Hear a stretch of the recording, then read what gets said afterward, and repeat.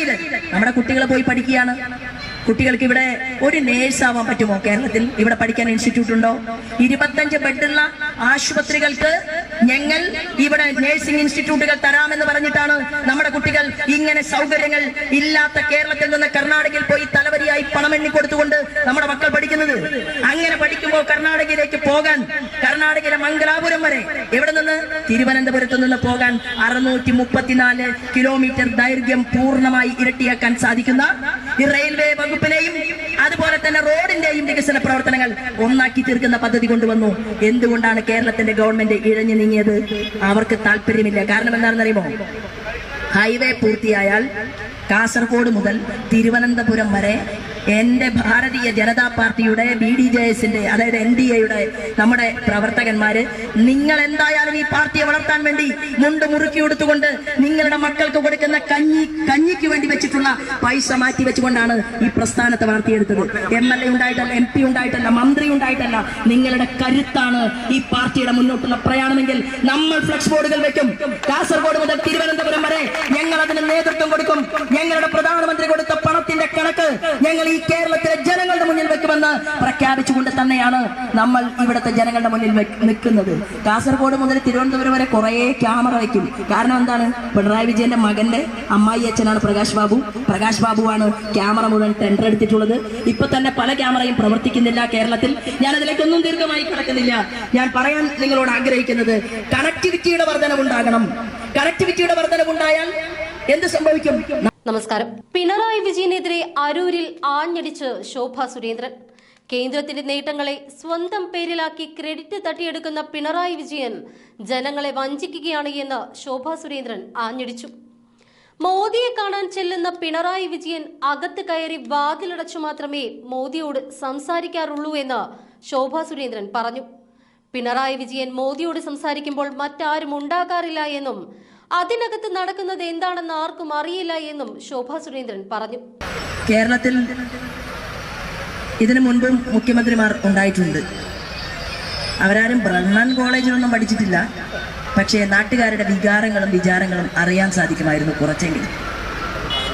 ഇന്ന് കേരളത്തിന്റെ മുഖ്യമന്ത്രിയും മുഖ്യമന്ത്രിയുടെ പാർട്ടിക്കും രാജ്യസ്നേഹം എന്നുള്ളത് തൊട്ട് തീണ്ടിയിട്ടില്ലാത്തത് കൊണ്ട് രാജ്യഭരണകൂടത്തിന് നേതൃത്വം നൽകുന്ന നരേന്ദ്രമോദിയുടെ മുന്നിൽ രാഷ്ട്രീയം മാത്രം നോക്കി പ്രവർത്തിച്ച് 5 വർഷക്കാലം ഇവിടെ നിന്ന് ജനപ്രതിനിധിയായി പോയ ശ്രീമാൻ ആരിഫ് ഇവിടുത്തെ ജനങ്ങൾക്ക് പ്രധാനമന്ത്രി കൊടുത്ത പ്രധാനമന്ത്രി ആവാസ് യോജന പദ്ധതി അത് മുഴുവൻ ആളുകളിലേക്കും എത്തിച്ചില്ല.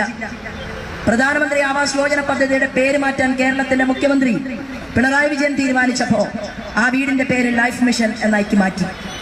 പ്രധാനമന്ത്രി പറഞ്ഞു രാജ്യം മുഴുവൻ 57% വരുന്ന നാടുകളിൽ അമ്മമാർക്കും പെൺകുട്ടികൾക്കും വെളിക്കിരിക്കാൻ കുളിമുറിയോ കക്കൂസോ ഇല്ലാത്ത ഒരു നാടിന്റെ ചെങ്കോലും കിരീടവും ഏറ്റുവാങ്ങിക്കൊണ്ടാണ് ശ്രീമാൻ നരേന്ദ്രമോദി തുടങ്ങിയത്. ഭൂമിദേവിയെ തൊട്ട് നമസ്കരിച്ച് അദ്ദേഹം പറഞ്ഞത് എന്റെ പെൺകുട്ടികളുടെ, എന്റെ അമ്മമാരുടെ ആത്മാഭിമാനത്തിന് വില പറയാൻ ഞാൻ സമ്മതിക്കില്ല എന്ന് പ്രഖ്യാപിച്ചുകൊണ്ടാണ് സ്വച്ഛ് ഭാരത് സംവിധാനം ഈ രാജ്യത്തിന്റെ പ്രധാനമന്ത്രി കൊണ്ടുവന്നത്. ആ സ്വച്ഛ് ഭാരത് സംവിധാനത്തിന്റെ പേര് പിണറായി വിജയൻ മാറ്റിയിട്ട് ഹരിത കേരളം പദ്ധതി എന്നാക്കി മാറ്റി. നിങ്ങൾ പേര് മാറ്റിക്കൊള്ളു. പക്ഷേ ഇത്രയും കോടിക്കണക്കിന് രൂപ നൽകിയത് നരേന്ദ്രമോദിയാണ് എന്ന് നിങ്ങൾ പറഞ്ഞില്ലെങ്കിൽ ഞങ്ങളുടെ കയ്യിൽ കണക്ക് പുസ്തകം ഇല്ലെന്നാണോ കേരളത്തിന്റെ ഭരണപക്ഷം കരുതിയത്? കേരളത്തിന്റെ പ്രതിപക്ഷം അവരും ഒരു സ്ഥാനാർത്ഥിയായിട്ട് മത്സരിക്കുന്നുണ്ട്. ആലപ്പുഴ പാർലമെന്റ് മണ്ഡലത്തിലെ ജനങ്ങൾ ഇത്ര പാവങ്ങളായി പോയല്ലോ എന്നാണ് എനിക്ക് മനസ്സിലായത്. നിങ്ങളുടെ കായലുകളെ ശുദ്ധീകരിക്കാമെന്ന് പറഞ്ഞ് നിങ്ങളെ ചതിച്ചു. നിങ്ങൾക്ക് മത്സ്യപ്രവർത്തക മേഖലയിലെ പ്രശ്നങ്ങൾ പരിഹരിക്കാമെന്ന് പറഞ്ഞു. കൊച്ചിയേക്കാളും മനോഹരമായിട്ടുള്ള നാടാക്കി കിഴക്കിന്റെ വെനീസായിട്ടുള്ള ആലപ്പുഴയെ മാറ്റാമെന്ന് നിങ്ങളോട് പറഞ്ഞു. നിങ്ങൾ മാറി മാറി ഇടതുപക്ഷത്തെയും വലതുപക്ഷത്തെയും ഇവിടെ നിന്ന് വിജയിപ്പിച്ചു. അവസാനം ഗതികെട്ടപ്പോൾ നിങ്ങൾ തീരുമാനിച്ചു ഭരണം കേന്ദ്രത്തിൽ കോൺഗ്രസിന്റെയാണല്ലോ, അപ്പൊ കോൺഗ്രസിന്റെ MP വിജയിപ്പിക്കാം. നിങ്ങൾ കരുതി. നിങ്ങൾ അങ്ങനെ കോൺഗ്രസുകാരനായിട്ടുള്ള വേണുഗോപാലിന് അവസരം കൊടുത്തു. അദ്ദേഹം അവിടെ പോയി വലിയ രാജാവായി. അദ്ദേഹം കേന്ദ്രത്തിൽ വലിയ മന്ത്രിയായി. അദ്ദേഹത്തിന്റെ കൂട്ടുകാരൻ രാജസ്ഥാനിൽ നിന്ന് മറ്റൊരു കൂട്ടുകാരൻ ഒരു ശിശ്രാം ഓല, അദ്ദേഹം മൈനിങ്ങിന്റെ മന്ത്രിയായി. അങ്ങനെ മൈനിങ്ങിന്റെ മന്ത്രിയായപ്പോ KC വേണുഗോപാൽ തീരുമാനിച്ചു ഞാനും എന്റെ കൂട്ടുകാരനും ചേർന്ന് ആലപ്പുഴക്കാരെ കൊള്ളയടിക്കാമെന്ന് തീരുമാനിച്ചു. അങ്ങനെ ഉണ്ടായതാണ് ആലപ്പുഴയിലെ കരിമണൽ കുംഭകോണം. കരിമണൽ കർത്തയും KC വേണുഗോപാലും ശിശ്രാമോലയും ചേർന്നുകൊണ്ട് ഈ ആലപ്പുഴക്കാരന്റെ കോടാനുകോടി വരുന്ന തുക കൊള്ളയടിച്ചു കൊണ്ടുപോയി അവന്റെ വീട് നഷ്ടപ്പെടുത്തിയെങ്കിൽ ഞാൻ തീരദേശവാസികൾക്ക് കൊടുക്കുന്ന ഒന്നാമത്തെ ഉറപ്പെന്ന് പറയുന്നത്, നിങ്ങൾ എന്നെ വിജയിപ്പിച്ച 5 വർഷം നിങ്ങൾ എനിക്ക് നൽകിയാൽ ശ്രീമാൻ നരേന്ദ്രമോദി പറഞ്ഞതുപോലെ വീടില്ലാത്തവരെ സംരക്ഷിക്കുക. ഇതാണ് എന്റെ ഒന്നാമത്തെ പ്രയോറിറ്റി. കാരണം എന്താണെന്ന് അറിയുമോ? വാടക കൊടുക്കാൻ പൈസ ഇല്ലാതെ, കുട്ടികളെ കോളേജിൽ അയക്കാൻ സാധിക്കാതെ, പാവപ്പെട്ടവന്റെ മക്കൾക്ക് എന്ത് ചെയ്യണമെന്നറിയാതെ ഈ ആലപ്പുഴയിലെ പാർലമെന്റ് മണ്ഡലത്തിലെ അമ്മമാർ കരയുന്നു, സ്ത്രീകൾ കരയുന്നു. ഇവിടെ മയക്കുമരുന്ന് കച്ചവടം നടത്തുന്ന രാജാക്കന്മാരെ നിങ്ങൾ സഹായിക്കുന്നു. നിങ്ങൾ ഇവിടുത്തെ കരിമണൽ ലോബിയെ സഹായിക്കുന്നു. നിങ്ങൾ ഇവിടുത്തെ ലോകോത്തര നിലവാരത്തിലുള്ള കുപ്പികൾ ഉണ്ടാക്കുന്ന ഏറ്റവും വലിയ ഫാക്ടറി ആലപ്പുഴക്കാരുടെ സ്വന്തമായിരുന്നു. ലോകം, അമേരിക്ക, ബ്രിട്ടൻ, ചൈന ഈ ആലപ്പുഴക്കാരെ അന്വേഷിച്ചു വന്ന കാലമുണ്ടായിരുന്നു. ആ കുപ്പി കമ്പനി നിങ്ങൾ പൂട്ടിച്ചു. നിങ്ങൾ പൂട്ടിച്ചിട്ട് പറഞ്ഞു, അസംസ്കൃത വസ്തു കൊടുക്കാൻ നിങ്ങളുടെ കയ്യിലില്ലെന്ന് പറഞ്ഞ് നിങ്ങൾ ആ അസംസ്കൃത വസ്തു ഇവിടുത്തെ മറ്റൊരു ലോബിക്ക് നിങ്ങൾ കൈമാറ്റം നടത്തി. ഇപ്പോ ആരാധനായിട്ടുള്ള ശ്രീമാൻ നരേന്ദ്രമോദി രാജ്യത്തിന്റെ പ്രധാനമന്ത്രിയായപ്പോ വന്ദേ ഭാരത് പദ്ധതി വരുന്നു. അതുപോലെ തന്നെ ട്രെയിനുകൾ ധാരാളം വരുന്നു. അങ്ങനെ ട്രെയിനുകൾ വന്ദേ ഭാരതും ഒക്കെ വന്നപ്പോ ആ ട്രെയിനിന്റെ ബോഗിയുടെ അടിയിലുള്ള ചക്രമുണ്ടല്ലോ, ആ ചക്രം ഉണ്ടാക്കാനുള്ള ഒന്നാം തരം കമ്പനി ആലപ്പുഴക്കാർക്ക് സ്വന്തമായിരുന്നു. വർഷങ്ങൾക്ക് മുൻപ് ബ്രിട്ടീഷുകാരുടെ കാലത്ത് തുടങ്ങിയതാണ്. കേന്ദ്രം പറഞ്ഞു, നിങ്ങൾക്ക് ടെൻഡർ തരാം, ഞങ്ങൾ തയ്യാറാണ്, പക്ഷേ നിങ്ങൾ ഇൻഫ്രാസ്ട്രക്ചർ ഡെവലപ്മെന്റ് കൊണ്ടുവരണം, എക്യുപ്മെന്റ്സ് നിങ്ങൾ മോഡേണൈസേഷൻ ചെയ്യണം. അത് പറഞ്ഞപ്പോ 10 കോടി രൂപ മാറ്റിവെക്കാൻ ബ്രണ്ണൻ കോളേജിൽ പഠിച്ച കേരളത്തിന്റെ മുഖ്യമന്ത്രി പിണറായി തയ്യാറായില്ല. അതുകൊണ്ട് ആലപ്പുഴക്കാർക്ക് അതും കിട്ടിയില്ല. ഞാൻ ചോദിക്കാൻ ആഗ്രഹിക്കുന്നത്, ഇത് നിയമസഭയിലേക്കുള്ള തിരഞ്ഞെടുപ്പല്ല, ഇത് രാജ്യഭരണകൂടത്തിന് നേതൃത്വം നൽകുന്ന ശ്രീമാൻ നരേന്ദ്രമോദിയോടൊപ്പം ഇരുന്നു കൊണ്ട് ഈ ആലപ്പുഴ പാർലമെന്റിലെ ജനങ്ങളുടെ വേദനകൾ ചർച്ച ചെയ്യാൻ വേണ്ടി നിങ്ങൾക്ക് വേണ്ടി ഒരാൾ പോകണം എന്നുള്ളതാണ്. എന്നാ പിന്നെ എന്നെ പേരെടുത്ത് വിളിക്കാൻ സ്നേഹമുള്ള ആ നരേന്ദ്രമോദിയോടൊപ്പം ഞാൻ പോയി ഇരുന്നാൽ പോരെ എന്നാണ് ആലപ്പുഴയിലെ സഹോദരി സഹോദരന്മാരോട് ഞാൻ ചോദിക്കുന്നത്. എന്തിനാണെന്നറിയുമോ? നമ്മുടെ നരേന്ദ്രമോദിജി നമുക്ക് എന്തെല്ലാം തന്നു നോക്കൂ. 3 ലക്ഷം കോടി രൂപയുടെ ഇൻഫ്രാസ്ട്രക്ചർ ഡെവലപ്മെന്റ് ഉണ്ടാക്കണം 2025 ആകുമ്പോഴേക്കും എന്നാണ് ഇന്ത്യയുടെ പ്രധാനമന്ത്രി പറഞ്ഞത്. ആരോട്? നമ്മുടെ കേന്ദ്രമന്ത്രി നിതിൻ ഗഡ്കരിയോട്. അദ്ദേഹം തയ്യാറായി കേരളത്തിലേക്ക് കോടാനുകോടി രൂപ കൊടുത്തു. 3 വ്യവസായ ഇടനാഴികൾ 10 കൊല്ലം മുമ്പ് പ്രഖ്യാപിച്ചതാണ്. ഓർക്കാം നിങ്ങൾ, നരേന്ദ്രമോദി അധികാരത്തിൽ വന്ന ഒന്നാമത്തെ വർഷം ഇന്ത്യയിലെ പ്രധാനമന്ത്രി ഒരു പദ്ധതി പ്രഖ്യാപിച്ചാൽ ഒറ്റ കൊല്ലം കൊണ്ട് ആ പദ്ധതി പൂർത്തിയാകണമെന്ന് ആഗ്രഹമുള്ള പ്രധാനമന്ത്രിയും അദ്ദേഹത്തിന്റെ മന്ത്രിമാരും കേരളത്തിന്റെ മുഖ്യമന്ത്രിയോട് പറഞ്ഞു, നിങ്ങൾ എത്രയും പെട്ടെന്ന് ഈ വലിയ വളർച്ച കേരളത്തിൽ ഉണ്ടാക്കണം. 3 ലക്ഷം കോടി രൂപയുടെ ഇൻഫ്രാസ്ട്രക്ചർ ഡെവലപ്മെന്റ്, 3 വ്യവസായ ഇടനാഴികൾ, 810 കിലോമീറ്റർ റോഡ്, 3 വ്യവസായ ഇടനാഴികൾ, തൂത്തുക്കുടി മുതൽ കൊച്ചി വരെ 166 കിലോമീറ്റർ, മുംബൈയിൽ നിന്ന് കന്യാകുമാരിയിലേക്ക് 644 കിലോമീറ്റർ. നോക്കൂ, 11 ഇൻഡസ്ട്രിയൽ കോറിഡോറുകൾ. 2025-ൽ 30 പദ്ധതികൾ പൂർത്തിയാക്കണമെന്ന് പറഞ്ഞിട്ട് എത്ര പദ്ധതിയാണ് ഈ കേരളത്തിന്റെ പൊതുമരാമത്ത് വകുപ്പ് മന്ത്രി നമ്മുടെ പിണറായി വിജയന്റെ മരുമകൻ ഉണ്ടാക്കിയെടുത്തത്? എന്നിട്ടോ ഏതെങ്കിലും ഒരു റോഡ് അത് കേന്ദ്രം കൊടുത്താൽ, ആ കേന്ദ്രം കൊടുത്ത വലിയ വികസന പദ്ധതിയായിട്ടുള്ള റോഡിന്റെ വികസനം കാണുമ്പോൾ ആ റോഡിന്റെ മുന്നിൽ ചെന്ന് നിന്ന് സെൽഫി എടുത്ത് ഫോട്ടോ ഫേസ്ബുക്കിൽ പോസ്റ്റ് ചെയ്യാൻ നാണമില്ലേ ബഹുമാനപ്പെട്ട റിയാസെ നിങ്ങൾക്ക് എന്നാണ് ഞങ്ങൾ BJP ചോദിക്കുന്നത്. ഇതിനു വേണ്ടിയാണ് വോട്ടെങ്കിൽ ശ്രീമാൻ നരേന്ദ്രമോദിയും ഒരു ഭാഗത്ത് ഇവിടെ ദേശീയവാദികളുടെ ഒരു ഗ്രൂപ്പ്, അത് നമ്മളാണ്, മറുഭാഗത്ത് എങ്ങനെയെങ്കിലും ഇന്ത്യയില് പ്രധാനമന്ത്രി നരേന്ദ്രമോദിയെ അപമാനിക്കണം എന്ന ആഗ്രഹമുള്ളവരുടെ ഒരു ഗ്രൂപ്പ്. ആ ഗ്രൂപ്പിന്റെ തലവൻ, ഞാൻ എവിടെ തെരഞ്ഞെടുപ്പിന് പോയാലും എനിക്കെതിരായിട്ട് തെരഞ്ഞെടുപ്പിൽ മത്സരിക്കാൻ വരിക നല്ല തെറ്റ് ചെയ്ത ആളുകളായിരിക്കും. അതെന്താ കാരണമെന്ന് എനിക്കറിയില്ല. ഞാൻ കഴക്കൂട്ടത്ത് പോയി, അവിടെ കടകംപള്ളിയായിരുന്നു. കടകംപള്ളി ദേവസ്വം വകുപ്പ് മന്ത്രി എന്നുള്ള രീതിയിൽ ഒരുപാട് ആളുകൾക്ക് എതിരായി പ്രവർത്തിച്ച ഒരാളാണ്. പക്ഷേ കടകംപള്ളി തോൽക്കുമെന്നായപ്പോ കോൺഗ്രസ്സുകാരൻ കുറച്ച് വോട്ട് മറച്ചു കൊടുക്കാൻ തീരുമാനിച്ചു. ഇവിടെ അതിന് സാധ്യതയില്ല. എന്താ കാരണം? KC വേണുഗോപാൽ എന്ന് പറയുന്ന കോൺഗ്രസിന്റെ വലിയ ആളാണ് ഇവിടെ തെരഞ്ഞെടുപ്പിൽ മത്സരിക്കുന്നത്. അപ്പൊ വേണുഗോപാലിന്റെ വോട്ട് ഇങ്ങോട്ടോ ആരിഫിന്റെ വോട്ട് അങ്ങോട്ടോ പോയാൽ ആകെ ഒരു തരി കിട്ടിയതല്ലേ കേരളത്തിൽ പാർലമെന്റ് തെരഞ്ഞെടുപ്പിൽ. അപ്പൊ എന്റെ പ്രവർത്തകരോട്, എന്റെ മുതിർന്ന ആളുകളോട് എനിക്ക് പറയാനുള്ളത്, ഇതൊരു ത്രികോണ മത്സരമാണ്. ഈ ത്രികോണ മത്സരം അവിടെ ഭാരതീയ ജനതാ പാർട്ടിക്ക് നമുക്ക് അതിനാവശ്യമായിട്ടുള്ള സംവിധാനം ഉണ്ടാകും. നമ്മൾ ആളുകൾക്ക് ഇടയിലേക്ക് ഇറങ്ങണം. മറ്റൊന്ന്, നിങ്ങൾക്ക് അതിനാവശ്യമായിട്ടുള്ള കരുത്തുണ്ട് എന്നുള്ളതാണ്. നോക്കൂ, Thiruvananthapuram Angamaly bypass, Malappuram Mysore greenway, Kochi Thoothukudi express way, വരാൻ പോകുന്ന പദ്ധതികളെ കുറിച്ചാണ് ഞാൻ പറയുന്നത്. വലിയ എക്കണോമിസ്റ്റാണ് ബാലഗോപാൽ, ധനകാര്യ വകുപ്പിന്റെ കണക്ക് പറയുമ്പോൾ വായിച്ചു പറയണം. അതിനാണ് ഞാൻ ഈ പുസ്തകം കയ്യിലെടുത്തത്.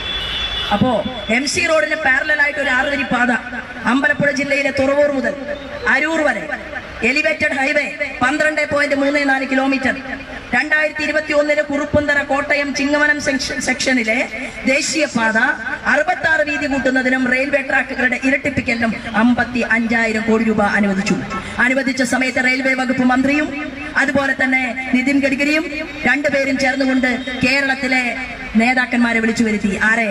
വെറും നേതാക്കന്മാരെയല്ല, മന്ത്രിമാരുമായി ഡൽഹിയിൽ ചർച്ച നടത്തി. നിങ്ങൾ എന്താ ചെയ്തത്? നിങ്ങൾ എന്തെങ്കിലും സ്പീഡായിട്ട് ഈ കേന്ദ്രം പറയുന്നതിനനുസരിച്ച് കൊണ്ടുള്ള ഒരു മൂവ്മെന്റ് നിങ്ങൾ നടത്തിയോ? ഇല്ല. നിങ്ങൾ അത് നടത്താത്തത് കൊണ്ട് മാത്രമല്ല, മോദിജിയെ കാണാൻ വേണ്ടി പോയാൽ അദ്ദേഹത്തിന് അകത്ത് കയറി കഴിഞ്ഞാൽ വാതിലടയും, ആരും ഉണ്ടാവില്ല. മോദിജിയെ കാണാൻ പിണറായിയാണ് പോകുന്നതെങ്കിൽ മോദിജിയും പിണറായിയും ഒറ്റയ്ക്ക്. അവിടെ എന്താ പറയുന്നത്? എന്റെ പൊന്നു സാറേ, എന്താ പറയുന്നത് നമുക്കറിയില്ലല്ലോ. അപ്പൊ ഞാൻ പറയാൻ ആഗ്രഹിക്കുന്നത്, ശ്രീമാൻ നരേന്ദ്രമോദി ചോദിച്ച ചോദ്യങ്ങൾക്കൊന്നും മറുപടിയില്ല. നോക്കൂ, കർണാടകയില് നമ്മുടെ കുട്ടികൾ പോയി പഠിക്കുകയാണ്. കുട്ടികൾക്ക് ഇവിടെ ഒരു നേഴ്സ് ആവാൻ പറ്റുമോ? കേരളത്തിൽ ഇവിടെ പഠിക്കാൻ ഇൻസ്റ്റിറ്റ്യൂട്ട് ഉണ്ടോ? 25 ബെഡുള്ള ആശുപത്രികൾക്ക് ഞങ്ങൾ ഇവിടെ നേഴ്സിംഗ് ഇൻസ്റ്റിറ്റ്യൂട്ടുകൾ തരാമെന്ന് പറഞ്ഞിട്ടാണ് നമ്മുടെ കുട്ടികൾ ഇങ്ങനെ സൗകര്യങ്ങൾ ഇല്ലാത്ത കേരളത്തിൽ നിന്ന് കർണാടകയിൽ പോയി തലവരിയായി പണം എണ്ണിക്കൊടുത്തുകൊണ്ട് നമ്മുടെ മക്കൾ പഠിക്കുന്നത്. അങ്ങനെ പഠിക്കുമ്പോൾ കർണാടകയിലേക്ക് പോകാൻ, കർണാടകയിലെ മംഗലാപുരം വരെ ഇവിടെ നിന്ന് തിരുവനന്തപുരത്ത് നിന്ന് പോകാൻ 634 കിലോമീറ്റർ ദൈർഘ്യം പൂർണ്ണമായി ഇരട്ടിയാക്കാൻ സാധിക്കുന്ന ഈ റെയിൽവേ വകുപ്പിനെയും അതുപോലെ തന്നെ റോഡിന്റെയും വികസന പ്രവർത്തനങ്ങൾ ഒന്നാക്കി തീർക്കുന്ന പദ്ധതി കൊണ്ടുവന്നു. എന്തുകൊണ്ടാണ് കേരളത്തിന്റെ ഗവൺമെന്റ് ഇഴഞ്ഞു നീങ്ങിയത്?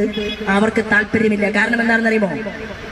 ഹൈവേ പൂർത്തിയായാൽ കാസർഗോഡ് മുതൽ തിരുവനന്തപുരം വരെ എന്റെ ഭാരതീയ ജനതാ പാർട്ടിയുടെ BDJS-ന്റെ അതായത് NDAയുടെ നമ്മുടെ പ്രവർത്തകന്മാര്, നിങ്ങൾ എന്തായാലും ഈ പാർട്ടിയെ വളർത്താൻ വേണ്ടി മുണ്ട് മുറുക്കി കൊടുത്തുകൊണ്ട് നിങ്ങളുടെ മക്കൾക്ക് കൊടുക്കുന്ന കഞ്ഞിക്ക് വേണ്ടി വെച്ചിട്ടുള്ള പൈസ മാറ്റി വെച്ചുകൊണ്ടാണ് ഈ പ്രസ്ഥാനത്തെ വളർത്തിയെടുത്തത്. MLA ഉണ്ടായിട്ടല്ല, MP ഉണ്ടായിട്ടല്ല, മന്ത്രി ഉണ്ടായിട്ടല്ല. നിങ്ങളുടെ കരുത്താണ് ഈ പാർട്ടിയുടെ മുന്നോട്ടുള്ള പ്രയാണമെങ്കിൽ നമ്മൾ ഫ്ലക്സ് ബോർഡുകൾ വെക്കും. കാസർഗോഡ് മുതൽ തിരുവനന്തപുരം വരെ ഞങ്ങൾ അതിന് നേതൃത്വം കൊടുക്കും. ഞങ്ങളുടെ പ്രധാനമന്ത്രി കൊടുത്ത പണത്തിന്റെ കണക്ക് ഞങ്ങൾ ഈ കേരളത്തിലെ ജനങ്ങളുടെ മുന്നിൽ വെക്കുമെന്ന് പ്രഖ്യാപിച്ചുകൊണ്ട് തന്നെയാണ് നമ്മൾ ഇവിടുത്തെ ജനങ്ങളുടെ മുന്നിൽ നിൽക്കുന്നത്. കാസർഗോഡ് മുതൽ തിരുവനന്തപുരം വരെ കുറെ ക്യാമറ വയ്ക്കും. കാരണം എന്താണ്? പിണറായി വിജയന്റെ മകന്റെ അമ്മായി അച്ഛനാണ് പ്രകാശ് ബാബുവാണ് ക്യാമറ മുഴുവൻ ടെൻഡർ എടുത്തിട്ടുള്ളത്. ഇപ്പൊ തന്നെ പല ക്യാമറയും പ്രവർത്തിക്കുന്നില്ല കേരളത്തിൽ. ഞാൻ അതിലേക്കൊന്നും ദീർഘമായി കിടക്കുന്നില്ല. ഞാൻ പറയാൻ നിങ്ങളോട് ആഗ്രഹിക്കുന്നത്, കണക്ടിവിറ്റിയുടെ വർധനവുണ്ടാകണം.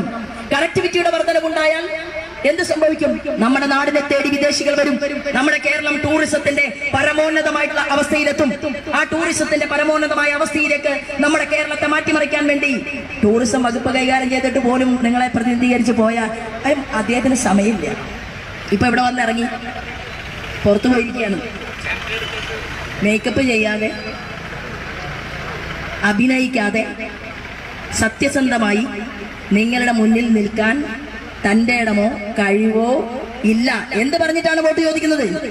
300-ൽ പരം പദ്ധതികൾ ഇന്ത്യയുടെ പ്രധാനമന്ത്രിയുടെ നേതൃത്വത്തിൽ ഈ രാജ്യത്ത് നടപ്പിലാക്കിയിട്ടുണ്ട്. മത്സ്യസമ്പത്ത് യോജന, മത്സ്യപ്രവർത്തകർക്ക് വേണ്ടി. ആ മത്സ്യസമ്പത്ത് യോജന പദ്ധതി ഇവിടെ എന്തുകൊണ്ടാണ് പ്രാവർത്തികമാക്കാതിരുന്നത്? നിങ്ങൾ എന്തുകൊണ്ടാണ് മത്സ്യമേഖലയിലെ പ്രവർത്തകർക്ക് കൊടുക്കാതിരുന്നത്? കിസാൻ ക്രെഡിറ്റ് കാർഡ് എല്ലാ കർഷകർക്കും നിങ്ങൾ കൊടുത്തോ? 5 ലക്ഷം രൂപയുടെ ആയുഷ്മാൻ ഭാരത് പദ്ധതി എന്താ നിങ്ങൾ എല്ലാ വീടുകളിലേക്കും ആലപ്പുഴ പാർലമെന്റിൽ എത്തിക്കാതിരുന്നത്? എന്താണ് നിങ്ങൾ ഇവിടുത്തെ പാവപ്പെട്ടവരെ പാർശ്വവൽക്കരിച്ചത്? നിങ്ങൾ എന്തുകൊണ്ടാണ് പറഞ്ഞ വാക്ക് പാലിക്കാതെ ആലപ്പുഴ പാർലമെന്റിലെ ജനങ്ങളോട് ക്രൂരത ചെയ്തത്? ഈ ചോദ്യമാണ് ഭാരതീയ ജനതാ പാർട്ടി മുന്നോട്ട് വെക്കുന്നത്. നമ്മൾ തീർച്ചയായിട്ടും വീടുകൾക്കകത്തേക്ക് കയറി ചെന്നുകൊണ്ട് ഈ തെരഞ്ഞെടുപ്പിനെ നേരിടും. ഈ തെരഞ്ഞെടുപ്പിനെ നേരിടുന്ന സമയത്ത് നമുക്ക് ഉറപ്പുണ്ട്, നമ്മൾ കൈകോർത്ത് ആളുകളോട് ഇന്ത്യയുടെ പ്രധാനമന്ത്രിയുടെ വികസന പ്രവർത്തനങ്ങളെ കുറിച്ച് പറഞ്ഞാൽ അവർക്ക് തീർച്ചയായിട്ടും മനസ്സിലാക്കാൻ സാധിക്കും. ഇവിടെ ലോകത്തെ വലിയ യൂണിവേഴ്സിറ്റിയിൽ റിസർച്ച് നടത്തിയാണ്. നിങ്ങൾക്കറിയുമോ? ആലപ്പുഴയിൽ സിർക്കോണിയം, ബ്രൂസൈറ്റ്, മോണോസൈറ്റ്, അങ്ങ് കാസർകോട്ടേക്ക് പോയാൽ ബോക്സൈറ്റ്, പിന്നെ കണ്ണൂരിലേക്ക് മാടായിപ്പാറയിലേക്ക് വന്നാൽ അവിടെ ചൈനാക്കളെ ഏറ്റവും കൂടുതൽ ധാതു, ലോകമന്വേഷിക്കുന്ന ധാതുവുള്ള നാടാണ് നിങ്ങളുടെ ആലപ്പുഴയും എന്ന് നിങ്ങൾ മനസ്സിലാക്കണം. ആ ധാതു നിങ്ങളുടെ മക്കൾക്ക് അവകാശപ്പെട്ടതാണ്, നമുക്ക് അവകാശപ്പെട്ടതാണ്. അത് ഒരുത്തനെ കൊണ്ടും കവർന്നെടുക്കാൻ അനുവദിക്കില്ല എന്ന് പ്രഖ്യാപിച്ചുകൊണ്ട് ഞാൻ നിങ്ങൾ മുന്നോട്ട് പോകണം. എന്റെ പ്രസംഗം കേൾക്കുന്നതിൽ സാധാരണക്കാരായിട്ടുള്ള മാർക്സിസ്റ്റുകാരോ കോൺഗ്രസുകാരോ ലീഗുകാരോ ഒക്കെ ഉണ്ടായിരിക്കും. സാധാരണഗതിയിൽ സ്ഥാനാർത്ഥികൾ പ്രസംഗിക്കുക, ചിരിക്കും, ചിരി കുറെ കൂടി അഭിനയിക്കും.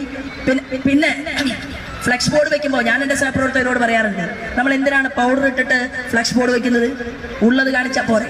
പക്ഷേ KC വേണുഗോപാൽ പൗഡർ ഇട്ടാൽ എനിക്കിടാതിരിക്കാൻ പറ്റില്ലല്ലോ, ആരിഫ് പൗഡർ ഇട്ടാൽ എനിക്കിടാതിരിക്കാൻ പറ്റില്ലല്ലോ. കാരണം എന്താണ്? നാട്ടു നടപ്പ് അങ്ങനെയായി പോയി എന്നുള്ളതാണ്. പക്ഷേ ഞാൻ പറയാൻ ആഗ്രഹിക്കുന്നു, അഭിനയിച്ച് ചിരിച്ചിട്ടോ അല്ലെങ്കിൽ പ്രവർത്തിക്കാമെന്ന വാക്ക് തന്നിട്ടോ കാര്യമില്ല, പ്രവർത്തിക്കണം. അങ്ങനെ പ്രവർത്തിക്കാൻ ആലപ്പുഴ പാർലമെന്റിലെ ജനങ്ങളുടെ മുന്നിൽ നിൽക്കുന്ന സമയത്ത് എന്റെ ജനാധിപത്യത്തിന് അതീതമായി ഇവിടുത്തെ ആലപ്പുഴ പാർലമെന്റിലെ അമ്മമാരോടും സ്ത്രീകളോടും ഞാൻ ഒരു കാര്യം കൂടി പറഞ്ഞിട്ടുണ്ട്. എന്താണെന്നറിയുമോ? തിരുവനന്തപുരം മുതൽ നിങ്ങൾ എണ്ണിക്കോളൂ, എറണാകുളം എത്തുന്നത് വരെ ഞാൻ ഒഴിച്ച് ഏതെങ്കിലും ഒരു സ്ത്രീ തെരഞ്ഞെടുപ്പിനെ നേരിടുന്നുണ്ടോ? സ്ഥാനാർത്ഥിയായിട്ടുണ്ടോ? ഇല്ലല്ലോ. അപ്പൊ ഈ മുഴുവൻ ജില്ലകളിലും അവിടുത്തെ മുഴുവൻ അമ്മമാരുടെയും പ്രതിനിധിയായിട്ട് എന്തുകൊണ്ട് നിങ്ങൾ എന്നെ വിട്ടുകൂടാ എന്നുള്ള ചോദ്യം ഞാൻ അമ്മമാരോട് ചോദിക്കുകയാണ്. ഞാൻ ജയിച്ചാൽ ആലപ്പുഴ പാർലമെന്റ് മണ്ഡലത്തിൽ നിങ്ങളുടെ മക്കൾക്ക് വേണ്ടി, അതായത് അവർ എന്റെ കൂടി മക്കളായിരിക്കും, പെൺകുട്ടികൾക്ക് വേണ്ടി. എനിക്ക് 2 ആൺകുട്ടികളാണ്. ഒരാൾ ശാസ്ത്രജ്ഞനാണ്, മറ്റൊരാൾ ഒരു അക്കാദമി പോലെ ഒരു സ്ഥാപനത്തിൽ ജോലി ചെയ്യുകയാണ്. പക്ഷേ ഞാൻ പറയാൻ ആഗ്രഹിക്കുന്നു, പെൺകുട്ടികൾ സുരക്ഷിതമല്ലാത്ത ഈ കേരളത്തിൽ ആലപ്പുഴ പാർലമെന്റ് മണ്ഡലത്തിൽ MP-ക്ക് ഒരു വീടുണ്ടെങ്കിൽ ആ വീട് ഈ പാർലമെന്റിലെ മുഴുവൻ പെൺകുട്ടികളുടെയും വീടായിരിക്കുമെന്ന് ഇവിടുത്തെ അമ്മമാർക്ക് വാക്കുകൊടുത്തുകൊണ്ടാണ് ഞാൻ ഈ തെരഞ്ഞെടുപ്പിന്റെ മുന്നിൽ നിൽക്കുന്നത്. നമുക്ക് ഈ നാടിനെ മാറ്റണ്ടേ? എത്രയോ വർഷം നിങ്ങൾ കൊടുത്തു, 5 വർഷം മാത്രമാണ് ഞാൻ ചോദിക്കുന്നത്. ആ 5 വർഷം നിങ്ങൾ എന്നെ അനുഗ്രഹിച്ച് എന്നെ വിജയിപ്പിച്ച് താമരച്ചിഹ്നത്തിൽ വോട്ട് നൽകി വിടാൻ വേണ്ടി ഇവിടുത്തെ മാർക്സിസ്റ്റ് പാർട്ടിയുടെയും കോൺഗ്രസിന്റെയും പാവപ്പെട്ടവരെ സ്നേഹിക്കുന്ന പ്രവർത്തകർ തയ്യാറാകണം എന്ന് സൂചിപ്പിക്കാനാണ് ഞാൻ ഈ അവസരത്തെ ഉപയോഗപ്പെടുത്തുന്നത്. നമുക്ക് ഒരുമിച്ച് മുന്നോട്ട് പോകണം. ഈ നാട്ടിൽ വലിയ മാറ്റങ്ങൾ ഉണ്ടാകണം. മുസ്ലിം സഹോദരന്മാരോട് ഞാൻ പറയാൻ ആഗ്രഹിക്കുന്നു, മുസ്ലിമിന് വലിയ എതിർപ്പാണ് BJP-യോട് എന്ന് വരുത്തി തീർക്കുകയാണ്. നജ്മ ഹെപ്തുള്ള മുസ്ലിം അല്ലേ? BJP-യോടൊപ്പം അല്ലേ പ്രവർത്തിച്ചത്? ഷാനവാസ് ഹുസൈൻ എത്രയോ വർഷമായി ലാൽകൃഷ്ണ അദ്വാനിജിയോടും മുരളി മനോഹർ ജോഷിജിയുടെയും കൂടെ പ്രവർത്തിച്ചില്ലേ? ഞങ്ങളുടെ പ്രഗത്ഭനായിട്ടുള്ള ഒരു ലീഡർ മലപ്പുറത്ത് മത്സരിക്കുന്നത് കാലിക്കറ്റ് യൂണിവേഴ്സിറ്റിയുടെ വൈസ് ചാൻസലർ ആയിരുന്ന മനുഷ്യനല്ലേ? പാണക്കാട്ട് തങ്ങൾ കുടുംബത്തിൽ നിന്നല്ലേ ഒരു തങ്ങൾ നമ്മുടെ ഫാമിലിയിലേക്ക് വന്നത്? അപ്പൊ നമ്മുടെ പാർട്ടിയിൽ ആലി ഹാജി എത്രയോ വർഷങ്ങളായിട്ട് നമ്മുടെ പാർട്ടിക്കകത്തുണ്ട്. അപ്പൊ ഞങ്ങള് മുസ്ലിമിനെതിരായിട്ടുള്ള ഒരു പാർട്ടിയാണോ? പക്ഷെ ആണെന്ന് വരുത്തി തീർക്കാൻ വേണ്ടി ഇവിടുത്തെ ഇടതുപക്ഷക്കാരനും വലതുപക്ഷക്കാരനും ശ്രമിക്കുമ്പോ ലോക നിലവാരത്തിൽ പ്രവർത്തിക്കുന്ന ചില ഭീകരവാദ സംഘടനകൾ അവർ ഇന്ത്യയിലേക്ക് വന്ന് പാവപ്പെട്ട മുസ്ലിം ഉമ്മയുടെ മകനെ ഭീകരവാദത്തിലേക്ക് ആകർഷിച്ചു കൊണ്ടുപോകാൻ ശ്രമിച്ചപ്പോ ഒറ്റ കാര്യം മാത്രമേ ഇന്ത്യയുടെ പ്രധാനമന്ത്രി പറഞ്ഞുള്ളൂ: ഇവിടത്തെ രാജ്യസ്നേഹികളായ മുസ്ലിം മക്കളുടെ കാര്യം നോക്കാൻ എനിക്കറിയും, ഭീകരവാദിയെ തളയ്ക്കാനും എനിക്കറിയുമെന്ന് പ്രഖ്യാപിച്ചുകൊണ്ടാണ് അന്ന് ശ്രീമാൻ നരേന്ദ്രമോദി മുന്നോട്ട് പോയത്. രാജ്യത്തെ സ്നേഹിക്കുന്ന നമ്മുടെ മുസ്ലിം ചെറുപ്പക്കാരികൾ അവർ മാറ്റത്തിനെ ആഗ്രഹിക്കുകയാണ്. സ്റ്റാർട്ടപ്പ് ഇന്ത്യയും സ്റ്റാൻഡപ്പ് ഇന്ത്യയും നമ്മൾ പരിശോധിച്ചു നോക്കുമ്പോൾ അവരെല്ലാവരും ഇതിന്റെ ആനുകൂല്യം ഉപയോഗിക്കുകയാണ്. ഒരു ജാതിയോ മതമോ വർഗമോ വർണ്ണമോ നോക്കാതെ നിങ്ങൾ രാഷ്ട്രീയക്കാർ MLA ആയാൽ MP ആയാൽ മന്ത്രി ആയാൽ കേന്ദ്രമന്ത്രി ആയാൽ മുഖ്യമന്ത്രി ആയാൽ പ്രധാനമന്ത്രി ആയാൽ നിങ്ങൾ സേവകരായിരിക്കണമെന്ന് പഠിപ്പിച്ച നമ്മുടെ ദീനദയാൽ ഉപാധ്യായജിയുടെ വാക്കുകൾ ഏറ്റെടുത്തുകൊണ്ടാണ് ശ്രീമാൻ നരേന്ദ്രമോദി അത് തന്റെ ജീവിതത്തിൽ പകർത്തിക്കൊണ്ട് മുന്നോട്ട് പോകുന്നത്. ആ മോദിജിയോടൊപ്പം ഇരിക്കാൻ എന്റെ പ്രിയപ്പെട്ട സഹോദരി സഹോദരന്മാർ ഒരവസരം നൽകണം എന്ന് മാത്രം അഭ്യർത്ഥിക്കാൻ വേണ്ടിയിട്ടാണ് ഞാനിവിടെ നിങ്ങളുടെ മുന്നിൽ നിൽക്കുന്നത്. വരാൻ പോകുന്ന നാളുകളിൽ ദിവസങ്ങളിൽ വീണ്ടും നമുക്ക് ഇവിടുത്തെ ജനാധിപത്യ വിശ്വാസികളുമായിട്ട് ഒട്ടേറെ കാര്യങ്ങൾ ചർച്ച ചെയ്യാം എന്ന് പറഞ്ഞുകൊണ്ട് ഞാൻ എന്റെ വാക്കുകൾ നിർത്തുന്നു. എന്നെ കേട്ടതിനും ഇന്ന് രാവിലെ മുതൽ കുറെ ബൈക്കുകൾ 100-200 ബൈക്കുകൾ ഇടയ്ക്ക് വെച്ച് തിരിച്ചു പോയിട്ടുണ്ട്. ഞാൻ എന്റെ സഹപ്രവർത്തകരോട് പറയാൻ ആഗ്രഹിക്കുന്നത്, എന്റെ കൂടെ വന്ന എല്ലാ ബൈക്കുകളും എല്ലാ സഹപ്രവർത്തകന്മാരെയും ഞാൻ പരിപാടി അവസാനിപ്പിക്കുന്നത് വരെ നാളെ മുതൽ എനിക്ക് കാണണം. ഒരാൾ പോലും മടങ്ങിപ്പോയാൽ ഞാൻ ഈ വണ്ടിയിൽ നിന്ന് താഴെ ഇറങ്ങും എന്നുള്ള കാര്യത്തിൽ ഒരു തർക്കവും വേണ്ട. ആരും മടങ്ങിപ്പോകണ്ട. എന്താണ്, പരിപാടി കഴിഞ്ഞ് ഞാൻ നിങ്ങളുടെ കൂടെ നിന്ന് നമ്മൾ ഒരുമിച്ച് ഒരു സെൽഫിയൊക്കെ എടുത്ത് എന്നിട്ട് മാത്രം തൽക്കാലം വീട്ടിൽ പോയാൽ മതി എന്നുകൂടി ഞാൻ എന്റെ സഹപ്രവർത്തകർ, പോയ ആളുകൾ ഈ പ്രസംഗം ലൈവായിട്ട് കേൾക്കുന്നുണ്ടാകും, അവർ കേൾക്കാൻ വേണ്ടിയിട്ടാണ് പറയുന്നത്. പക്ഷേ എല്ലാ സുഹൃത്തുക്കളോടും എന്റെ പ്രിയപ്പെട്ട സഹോദരി സഹോദരന്മാരോടും ഹൃദയപൂർവ്വം ഞാൻ എന്നെ സ്വീകരിച്ചതിനെ, കണ്ടതിന്, അതുപോലെ തന്നെ എന്നോടൊപ്പം യാത്ര ചെയ്തതിന്, നമ്മുടെ പ്രസ്ഥാനത്തെ മുന്നോട്ട് നയിക്കാൻ വേണ്ടി കാലാകാലമായി പ്രവർത്തിക്കുന്നതിന് എല്ലാത്തിനും നന്ദി അറിയിച്ചുകൊണ്ട് നമുക്കൊരു പുതിയ കാലം വരാൻ പോവുകയാണ്. കേരളത്തിൽ നിന്ന് മോദിജി പറഞ്ഞു, ഇന്നലെ പത്തനംതിട്ടയിൽ അദ്ദേഹം പ്രസംഗിച്ചു, 12,000 ഗ്യാസ് കണക്ഷൻ ഉജ്ജ്വൽ യോജനയുടെ ഫ്രീ കണക്ഷൻ കൊടുത്തു. മാർക്സിസ്റ്റ് പാർട്ടിക്കാരും വേണ്ടിയില്ല, കോൺഗ്രസും വേണ്ടിയില്ല, അത് മൂടി വെച്ചു. പാവപ്പെട്ട അമ്മയ്ക്ക് അറിയില്ല ആരാ കൊടുത്തത്. അമ്മയ്ക്ക് ഗ്യാസ് കണക്ഷൻ കൊടുത്ത് ഈ ഗ്യാസ് വിൽപ്പന നടത്തുന്ന ഏജൻസി ഉണ്ടല്ലോ, ഏജൻസി ഗ്യാസിന്റെ കുറ്റി കൊടുക്കാൻ പോകുമ്പോ കൂടെ പോകുന്നത് മാർക്സിസ്റ്റുകാരനാണെങ്കിൽ മാർക്സിസ്റ്റുകാരൻ പറയും ഇത് പിണറായി തന്നതാണ്. പോകുന്നത് കോൺഗ്രസ് ആണെങ്കിൽ കോൺഗ്രസ് പറയും ഇത് നമ്മുടെ ആണാട്ടോ തന്നത്. ഇതാണ് ഇപ്പോൾ കേരളത്തിൽ നടക്കുന്നത്. അതുകൊണ്ടാണ് നരേന്ദ്രമോദിജി പറഞ്ഞത് എന്റെ കണക്ക് പുസ്തകത്തിൽ എല്ലാ കണക്കുമുണ്ട്. ഞാൻ 12,000 ഉജ്ജ്വൽ യോജന കണക്ഷൻ അവിടെ കൊടുത്തു. ആലപ്പുഴ പാർലമെന്റ് മണ്ഡലത്തിൽ 18,000 Ujjwal Yojana connection free connection കൊടുത്തു. കിട്ടി. ഇവിടുത്തെ അമ്മമാർക്ക് മോദിജിയാണ് നൽകിയത്. പാവപ്പെട്ട പണക്കാരോട് പറഞ്ഞു നിങ്ങൾ എന്ത് ചെയ്യണം, നിങ്ങൾ സബ്സിഡി ഉപേക്ഷിക്കണം. നിങ്ങൾ സബ്സിഡി ഉപേക്ഷിച്ചുകൊണ്ട് പാവപ്പെട്ട ഉമ്മയ്ക്കും അമ്മയ്ക്കും അമ്മച്ചിക്കും അവർക്ക് ഭക്ഷണം പാചകം ചെയ്യാൻ വേണ്ടി സൗജന്യമായിട്ട് ഉജ്ജ്വല യോജന പദ്ധതി കൊടുക്കണമെന്ന് പറഞ്ഞു. അങ്ങനെയുള്ള ഒരു നല്ല മനുഷ്യൻ രാജ്യത്തിന്റെ പ്രധാനമന്ത്രിയായിട്ട് മുന്നോട്ട് പോകാൻ 400 സീറ്റ് കിട്ടുമെന്ന് അദ്ദേഹം തന്നെ പറയുകയാണ്. ആ 400ന്റെ കൂടെ, അതായത് നമ്മുടെ ഘടകകക്ഷികൾക്കും BJPക്കും ചേർന്ന് 400 സീറ്റോളം കിട്ടും. അതിന്റെ കൂടെ നമുക്ക് ആലപ്പുഴ പാർലമെന്റിൽ നിന്ന് ഒരു ചെറിയ താമരയെ വിജയിപ്പിച്ചുകൂടെ എന്നുള്ള ചോദ്യമാണ് ഞാൻ നിങ്ങളോട് ചോദിക്കുന്നത്. എനിക്കത് ചോദിക്കാനുള്ള അവകാശമുണ്ട്.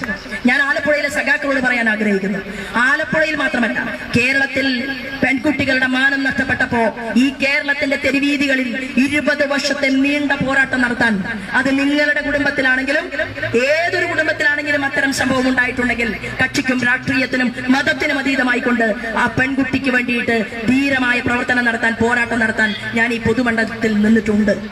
ഞാൻ പറയാൻ ആഗ്രഹിക്കുന്നു, ഞാൻ ഈ ആലപ്പുഴയിൽ എത്രയോ സമരങ്ങൾക്ക് നേതൃത്വം കൊടുത്തിട്ടുണ്ട്. ഞാൻ മഹിളാ മോർച്ചയുടെ സംസ്ഥാന അധ്യക്ഷയായിട്ട് 2 ടൈം പ്രവർത്തിച്ച സമയത്ത് മഹിളാ മോർച്ചയുടെ നിരന്തരം സമരങ്ങൾക്ക് നമ്മൾ നേതൃത്വം കൊടുത്തിട്ടുണ്ട്. ഞാൻ പറയാൻ ആഗ്രഹിക്കുന്നത്, എന്തിനാണ് ശോഭാ സുരേന്ദ്രന് വോട്ട് എന്ന ചോദ്യത്തിന് നിങ്ങളുടെ സഹോദരിയായതുകൊണ്ട്, നിങ്ങളുടെ അമ്മ കരഞ്ഞാൽ ശോഭാ സുരേന്ദ്രനെ കരയാൻ സാധിക്കുന്ന ഒരു മനസ്സുള്ളത് കൊണ്ട്, ശോഭാ സുരേന്ദ്രന് മറ്റൊന്നും വേണ്ടാത്തത് കൊണ്ട് ഇപ്പൊ എനിക്കെതിരെ ഒരു വ്യാജ ഓഡിയോ, നാണമുണ്ടോ ആരിഫെ? മുട്ടുകയാണെങ്കിൽ കളിക്കളത്തില് തന്റെ ഇടത്തില് ആനത്തത്തോടുകൂടി മുട്ടണ്ടോ സത്യം പറഞ്ഞിട്ട്? എന്നെ കുറിച്ച് ഒരു വ്യാജ ഓഡിയോ ഉണ്ടാക്കിയിട്ട് നിങ്ങൾ കഴക്കൂട്ടം തെരഞ്ഞെടുപ്പിൽ അത് ഉപയോഗിച്ചു. അത് കഴിഞ്ഞ് നിങ്ങളിപ്പോ ഈ പാർലമെന്റ് പുതിയത് എന്തെങ്കിലും ഉണ്ടാക്കണോ മാഷേ? കഴക്കൂട്ടം തെരഞ്ഞെടുപ്പ് കഴിഞ്ഞിട്ട് മാസം എത്ര കഴിഞ്ഞു? എന്തെങ്കിലും പുതിയതുണ്ടാക്കണം. നിങ്ങൾ എന്ത് ചെയ്താലും ശോഭാ സുരേന്ദ്രനെ ജനങ്ങൾക്കറിയാം. കാരണം ഞാൻ പൊതുപ്രവർത്തനം നടത്തിക്കൊണ്ട് മുന്നോട്ട് പോകുമ്പോ എനിക്ക് എന്റെ മുതിർന്ന ആളുകൾ എന്നിൽ ഏൽപ്പിച്ചിട്ടുള്ള ദൗത്യമുണ്ട്. ആ ദൗത്യം ഏറ്റെടുത്തുകൊണ്ട് മുന്നോട്ട് പോകും. KC വേണുഗോപാലും ആരിഫും കരിമണൽ കർത്തയുടെ കൂട്ടുകാരായതുകൊണ്ട് ശോഭാ സുരേന്ദ്രന് നിങ്ങൾക്ക് സഹിക്കുന്നില്ല അല്ലെ? ഞാൻ പറയാൻ ആഗ്രഹിക്കുന്നു, ഒന്നുകിൽ കരിമണൽ കർത്ത KC വേണുഗോപാലും ശിശ്ര മോളയുടെ ഗുണ്ടകളും രാജസ്ഥാനിലെ ഗുണ്ടകളും ചേർന്ന് എന്നെ കൊല്ലണം. ഞാൻ ജീവനോടെ ഉണ്ടെങ്കിൽ ആരിഫെ, KC വേണുഗോപാലെ ഞാൻ പറയാൻ ആഗ്രഹിക്കുന്നു, തെരഞ്ഞെടുപ്പ് കഴിഞ്ഞാലും കരിമണലിന്റെ കാര്യത്തിൽ ഞങ്ങൾ ഒരു ഉത്തരം പറയിപ്പിക്കുമെന്നുള്ള കാര്യത്തിൽ ഒരു തർക്കവും വേണ്ട.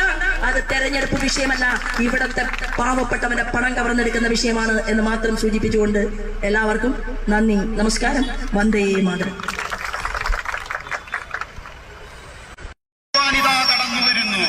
നാം അറിയുന്ന, നമ്മെ അറിയുന്ന, നമ്മളിൽ ഒരുവളായ ശ്രീമതി ശോഭാ സുരേന്ദ്രൻ. ജനകോടികളെ, അഭിമാനികളെ, അണിചേരുക BJP, ജനമഞ്ചകരാ തിരുമുന്നണികൾ ഇനി വേണ്ടിവിടെ അതിനുണരാ മുന്നേറാ. കഴിഞ്ഞ 10 വർഷക്കാലം സാധാരണക്കാരുടെ സ്വപ്നങ്ങൾക്ക് പുത്തൻ ദിശാബോധം നൽകി അനവധി ജനകീയ പദ്ധതികൾ ആവിഷ്കരിച്ച ഭാരതത്തെ ലോകത്തിന്റെ മുൻനിരയിലേക്ക് കൈപിടിച്ചുയർത്തിയ ശ്രീ നരേന്ദ്ര ദാമോദർ ദാസ് മോദിയുടെ ഭരണ മികവിനെ, വികസന നേട്ടങ്ങൾക്ക് ജനഹൃദയങ്ങളുടെ പിന്തുണ അഭ്യർത്ഥിച്ചുകൊണ്ട് താമര ചിഹ്നത്തിൽ ആലപ്പുഴയിൽ നിന്നും ജനവിധി തേടുന്ന ശ്രീമതി ശോഭാ സുരേന്ദ്രൻ ഇതാ ഈ വീതിയിലൂടെ നിങ്ങൾക്ക് അഭിവാദ്യം അർപ്പിച്ചുകൊണ്ട് കടന്നു വരുന്നു.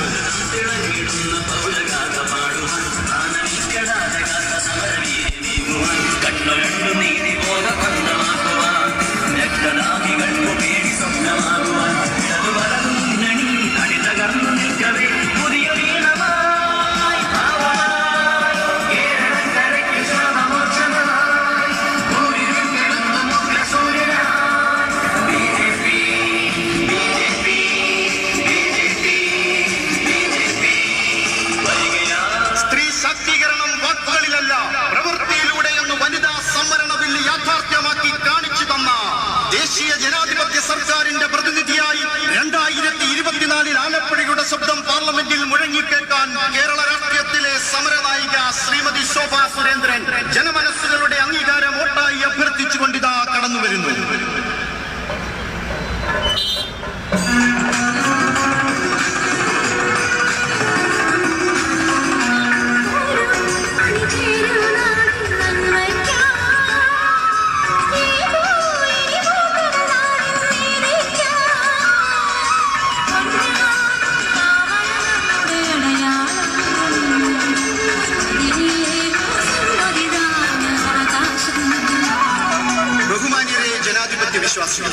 സമാഗതമായ ലോക്സഭാ തെരഞ്ഞെടുപ്പിൽ ആലപ്പുഴ പാർലമെന്റ് മണ്ഡലത്തിൽ ദേശീയ ജനാധിപത്യ സഖ്യത്തിന്റെ സ്ഥാനാർത്ഥിയായി ജനവിധി തേടുന്ന ശ്രീമതി ശോഭാ സുരേന്ദ്രൻ ഇതാ ഈ വീഥികളെ ആവേശത്തിന്റെ അലകടൽ തീർത്തുകൊണ്ട്